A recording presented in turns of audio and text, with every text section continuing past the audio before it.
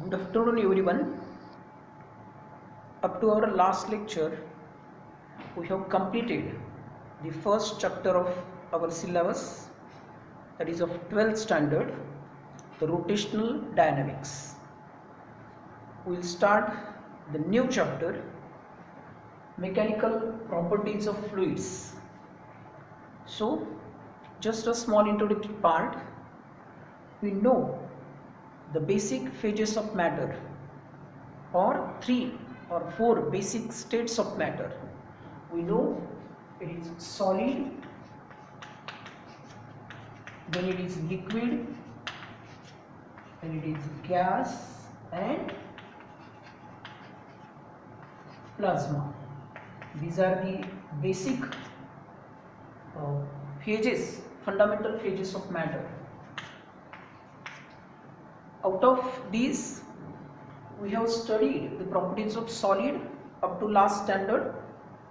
You are familiar with the properties of solids like ductility, malleability, conductivity in your school syllabus. Last year, that is in 11th standard, we have studied the properties of matter or properties of solid like elasticity. You know the definition of elasticity, and in elasticity chapter we study 3 constants of elasticity. The first was Young's modulus, second was K bulk modulus, and third was eta modulus of rigidity. They are related with, first one is related with only change in length, second is related with change in volume, and third is related with change in shape. What is the actual meaning of these 3 constants? These constants are called as modulus of elasticity. First is called Young's modulus. It represents resistance to the increase in length by applied force. What is K bulk modulus? It represents the resistance to change in volume of object due to applied pressure. And what is eta? It is modulus of rigidity, which represents actually the resistance or opposition to the change in shape of object due to the applied force. So especially solids has these 3 constants of elasticity.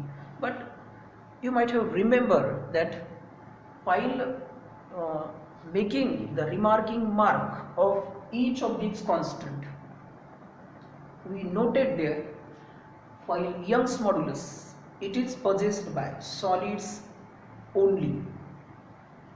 Second, bulk modulus. This modulus is possessed by all the 3 states of matter, that is solid, liquid and gases. And what about eta? This modulus is possessed by only solids. Why it is so? So Young's modulus is related with length. The solids have particular length, fixed length. Therefore, it is property of solids only. In case of liquids and gases, there is no definite length. Therefore, solids and liquids does not possess Young's modulus. Similarly, for eta, it is related with change in shape. So, solids have definite shape. What about liquids and gases? The liquids and gases do not have specific shape. Therefore, we cannot make the change in shape of liquid, change in shape of gas. Therefore, the modulus of rigidity also is possessed by only solids, not liquids and gases. And finally, K. K is related with volume. So, it is the property of, or it is possessed by all the 3 states of matter, that is solid, liquid and gases. Why? Because solid, liquid, gases, 3 of these matter possess definite volume. So one thing must be remembered, bulk modulus, it is actually related with pressure and change of volume. So this liquid, gas, plasma, all these 3 states can have definite volume. It can be changed by applied pressure. So these 3 states of matter, that is liquid, gas, plasma, combinedly called as fluids, and they possess this property, bulk modulus. What is the major difference between solids and fluids? The major difference lies in the basic theory, fundamental theory, that every substance is made up of tiny particles called as molecules. There are again atoms, electrons, so on. These molecules are closely bounded. In case of solids, the molecules are very closely packed. They have very strong intermolecular force of attraction. So the solid possesses definite shape and size. We cannot remove or we cannot separate the particles easily. And to separate the particles in case of solid, we have to apply some force. But what in case of liquids and gases? In case of liquids, as compared to solids, the intermolecular force of attraction is very small, and in case of gases, it is negligible. Therefore, the liquids and gases do not possess their fixed shape and size, as the molecular force of attraction within them. We have to study it later on, that is cohesive or adhesive force. It is cohesive force. It is very, very big. So, in case of gases, the molecules are always in state of random motion due to the negligible force. In case of liquids, they get shape and size of the container in which they are kept. Both of these three states, this liquid and gases, get the shape and size of the container in which they are kept. So, what is major difference? The major difference is that the solids have definite shape or rigidity due to the strong intermolecular force of attraction, but in case of liquids and gases, the rigidity is zero, or you can say it is very, very low due to the weak intermolecular force of attraction. This is the major difference between solids and we can say fluids. So these three states of matter, that is liquid, gas and plasma, togetherly called a phase. It is fluid phase, we can say. So what is plasma then? We know the properties of liquid and gas. What is plasma? Actually it is a phase of matter which consists of gas ions, free electrons and neutral atoms. So the collection of neutral atoms, that is gas ions and free electrons, is called as plasma. It is also a very, very important phase of substance. So liquid, gas and plasma togetherly called as fluid. So what is meant by fluid then? So basic definition of fluid. As we have to study mechanical properties of fluid, we must know the definition of fluid. What is fluid? The substance that can flow. It's very simple definition. The substance that can flow is called as fluid. So these three states of matter, phase of matter, that is liquid, gas, plasma, have tendency to flow. Actually there are basic properties of these fluids. Fluids do not oppose deformation. What is deformation? It is the change in dimension of object due to the applied force. So if we apply force on solid, it opposes that force or it resists the force for change in shape and size and length. But in case of liquid and gases, we can easily change the size of shape of that liquid. So it means that liquid, gas and plasma do not oppose the change in deformation or deformation, we can say. They cannot resist the applied force by changing its shape and size. So this is the basic property of fluid. What? The fluid do not oppose the deformation. Second is, the fluids has ability to flow. That is why they are called as fluids. They have ability to flow. How they flow? They flow under the action of external force, or we can say under the action of pressure gradient. If there is pressure difference between 2 points, liquid, gas or plasma flows from one point to another point, that is fluid. So second basic property of fluid is they can flow, they have ability to flow. And third and last basic property of fluid is they get the shape of container in which they are kept. Liquid, if we pour some liquid from a big container to a bucket or in a round shape bowl or any another shape of container, that liquid get the shape of that container. Similarly for gas and plasma, they get the shape of container. So these are three basic properties of fluids. First, they do not oppose the deformation, or they do not oppose the external force. They do not resist to change their shape and size. Second, they have ability to flow. And third, they have ability to take the shape and size of the container in which they are kept. So these are basic properties of fluids.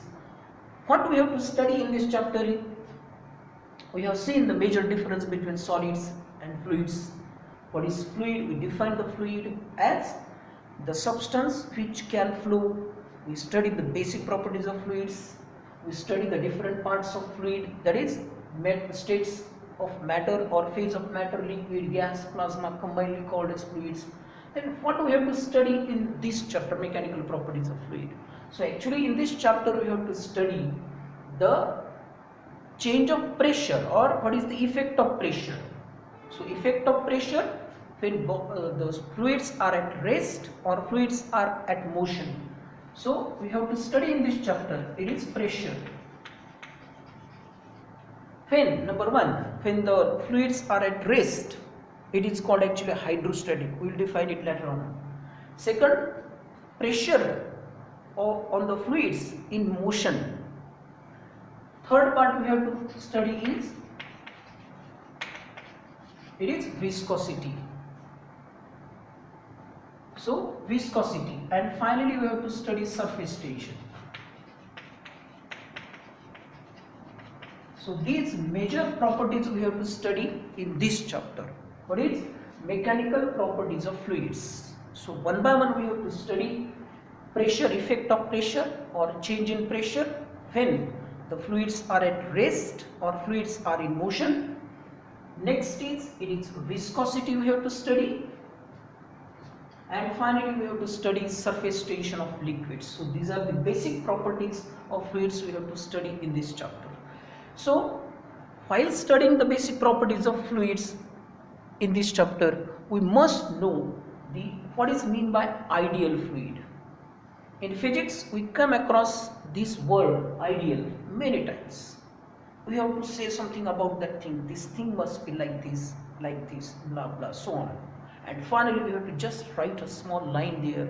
Such part does not exist, and that part which does not exist but have the specific properties are called as ideal. So what is ideal fluid then? We know ideal body, ideal that is gas again, so on. So what is ideal fluid now? So we know fluid, the substance which can flow under the action of external force or due to the pressure gradient are called as fluids. So what are ideal fluids? How we can say it is ideal fluid? Real fluid that we can study, and we can take experience of the fluids, that fluids just like water, molten, that is lava, gas, and so on. These are called as actually real fluids. But what are properties of ideal fluid? Number one, the ideal fluid must be incompressible. In last year we have studied the compressibility. K bar equal to 1 by K. Actually K it was dP by dV by V. So K bar can be written as a reciprocal of K, that is volume modulus. Compressibility, exactly opposite to that, incompressibility, means the liquid cannot change its shape and size due to the applied force. So incompressible, what is meant by incompressible? Rho equal to capital M by V, it is the density of any substance. For any mass of substance, mass of fluid, if its volume remains constant, then density remains constant, then such liquid is called as incompressible liquid. Means for fluids, if density is always constant, then it is called as ideal fluid. This is called as incompressible. So it must be incompressible, ideal fluid. So first property of ideal fluid, it must be incompressible, means its density must remains constant. Its volume and mass always are constant, therefore it is called incompressible liquid. Second is irrotational. Irrotational means it does not have the turbulence flow. What is meant by turbulence flow? You know, the rivers flowing in our country, there are a few rivers which are very big, giant river like Brahmaputra, mighty river, Ganga. In our Maharashtra, in our Parvani district, there is Godavari, and there is flood in the river. If you observe the flood in Godavari river and you observe the flood in any local river, you will find that in local river the water flows with very high energy. It appears in the flow, but in case of Godavari, in the flow of Godavari river, water flows without any turbulence. If you observe the mighty Brahmaputra, you will not find the inch of water moving, but actually water flows. Such a flow is called as irrotational. Absence of turbulence of flow, that is extra force, extra energy at many times. If you have experienced the river rafting, then you can easily understand the meaning of turbulence. In a simple river, we cannot take or we cannot enjoy the river rafting. If we have to enjoy the river rafting, we must choose the river in Himalayan, that is mountain, which flows with very high energy, very high speed, so that has turbulence. So irrotational means it has no turbulence. The water flows with very, we can say, without any much more obstacles.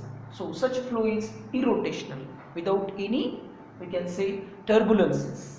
Next, it is non-viscous. What is viscosity? We have to study in next part of this chapter. So non-viscous means it has no any friction within itself. So ideal fluid is that fluid which does not have any type of internal resistance or internal friction between the layers of that liquid, and finally it flows. Its flow is very steady. So when it flows from one point to another point under the effect of force or under the effect of pressure gradient, it flows very steady, calm, with not more turbulences, again we can say. So actually these are the ideal properties of fluids. So first, incompressible, its volume must remain constant, density must remain constant. Irrotational, without any turbulence, without more energy, more we can say waves and so on. No formation of ED takes place in the water. Such water is said to be, or such flow of fluid is said to be irrotational. Non-viscous means there is no any frictional resistance between layers, and it flows steady, means it has every part of that liquid has constant velocity. Then you can say that its flow is very steady. So these are the properties of ideal fluids. So actually in this chapter we have to study the pressure change, and one thing must be remember that modulus of rigidity, especially in your book it is given often quite more times, that modulus of rigidity is, we can say, 0 in case of fluids, because fluids don't possess any type of shape. So they oppose the rigidity, or the opposition to rigidity of, that is modulus of rigidity, is very low in case of liquids, it is very high in case of solids. So actually what we have to study in this chapter is pressure difference, or pressure at rest and pressure in motion. So what is actual first article, liquid or fluid at rest, you can say. Fluid at rest. So this is our actually first article, fluid at rest. So what is mean by fluid at rest? Actually it is the branch of physics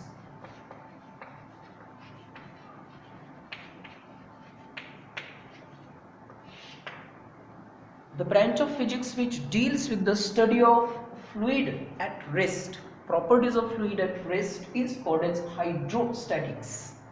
It is a very important branch of physics. So branch of physics which deals with the study of properties of fluid at rest. Means what do we have to study actually? Effect of pressure when the liquid or fluid is at rest, that we have to study here.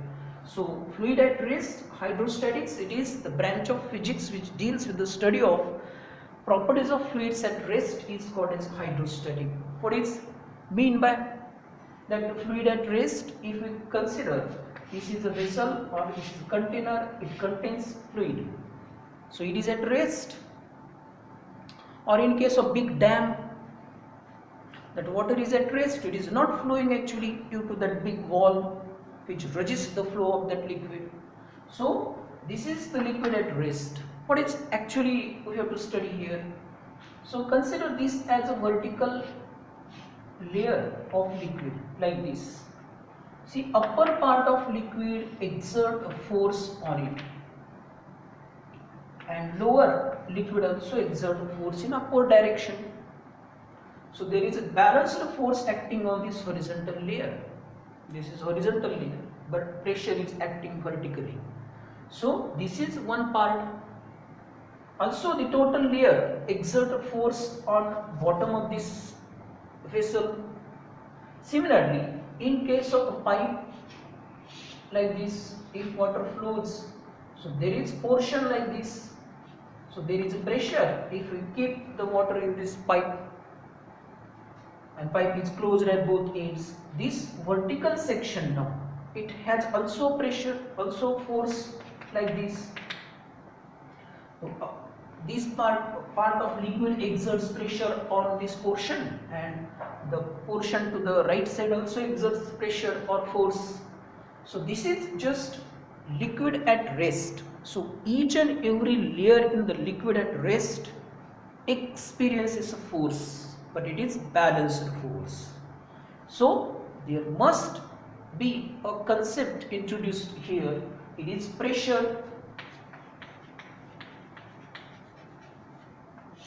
So what is pressure now? We have to study pressure. So hydrostatics, it is the branch of physics which deals with the study of liquids or fluids at rest. This is just a representation of pressure or force on different layer, vertical, horizontal, so on. Now we will to explain the concept of pressure here.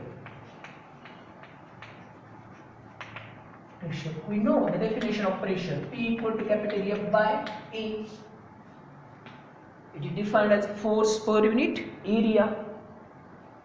It is force per unit area is called as pressure.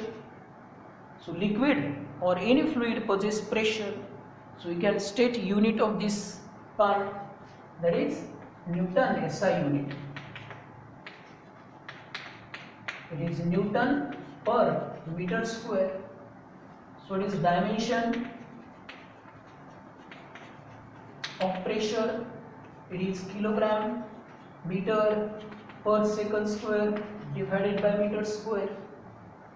So dimension of pressure can be written as it is m to the power 1, n to the power minus 1 and t to the power minus 2.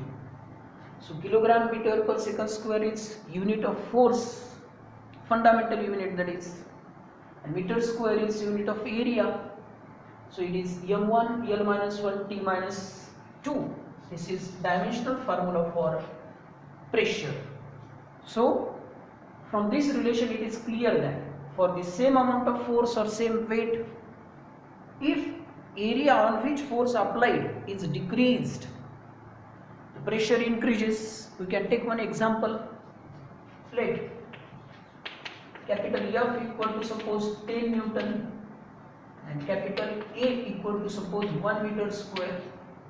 So pressure can be written as 10 capital F by capital A equal to 10 by 1 means 10 Newton per meter square. And if we decrease the area now, if capital A equal to 1 centimeter square equal to 10 to the power minus 4 meter square, So how you can write pressure now? This pressure equal to capital F by A equal to 10 divided by 10 to the power of minus 4 equal to 10 to the power of 5 is Newton per meter square. So this is the basic idea of pressure. How we can conclude? What we can conclude from this relation? If for same weight or same force, area on which force is acting is decreased, the pressure increases. So this is the pressure, and this pressure is present between different layers of liquid. It may be present on horizontal layers, on vertical layers. So this is pressure and its formula. So there are units of this pressure. There is another unit, it is Pascal, it is bar, it is torr. These are the units of this pressure. So 1 bar equal to, you can write 10 to the power 5 Pascal equal to 10 to the power 5 Newton per meter square. So 1 Pascal equal to 1 Newton per meter square. So this is the pressure, its basic definition, unit dimension, different concept related with pressure. Now we have to obtain the first mathematical part in this chapter is pressure exerted by liquid column. Here it is pressure due to liquid column. Pressure due to liquid column. See here, we consider here a container like this. It consists of a liquid column. Suppose this is H, height of the liquid column, and it always exerts pressure. Upper layer always exert pressure on lower surface. So here it is, we can consider a liquid of density rho. Suppose its height of liquid column is H, the mass of liquid column is suppose m, and suppose small g is acceleration due to gravity, and suppose this is capital A with the area of cross section of the liquid surface. We have here pressure equal to, now this pressure is equal to capital F by capital A. The force can be also written as weight. So P can be written as small m into G divided by capital A. What is m? It is equal to rho into capital V into small g divided by area. What is volume? Volume of cylinder. It is pi r square into h. Pi r square is area of cross section. So we can write here rho into area into, that is h, into small g divided by area.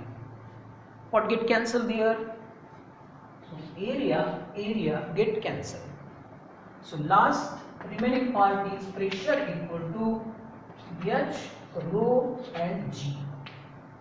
So this is actually the pressure exerted by liquid column in a container.